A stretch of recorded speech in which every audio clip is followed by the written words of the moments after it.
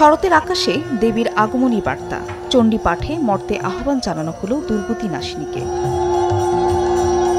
ঢাক, কাসর আর মন্ত্রপাঠে মুখরিত মন্দিরগুলো। মহালয়ার মধ্য দিয়ে শুরু হলো দেবীপক্ষ। উলুধ্বনি আর শঙ্খধ্বনিতে করা হলো দেবী দুর্গার আবাহন।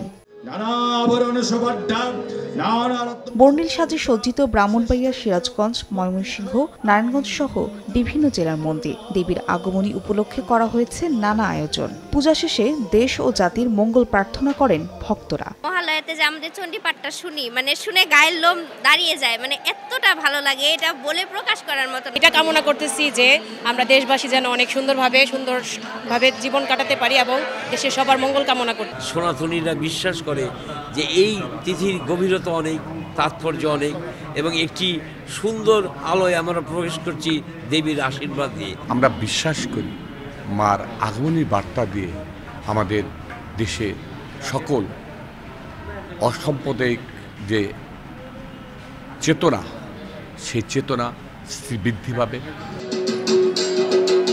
পরে অনুষ্ঠিত হয় ধর্মীয় গান আর নানা আচার অনুষ্ঠান। নৃত্যনাট্যে ফুটিয়ে তোলা হয় দেবী দুর্গার মর্তে আগমন, পূজা গ্রহণের আহ্বান, মহিষাসুরের অমরত্ব লাভের চেষ্টা এবং বধের ঘটনা প্রবাহ। ২৮ সেপ্টেম্বর ষষ্ঠী পূজার মধ্য দিয়ে মণ্ডপে মণ্ডপে অধিষ্ঠান করবেন দেবী দুর্গা। ফাহরিয়া ফারজানা, সময় সংবাদ।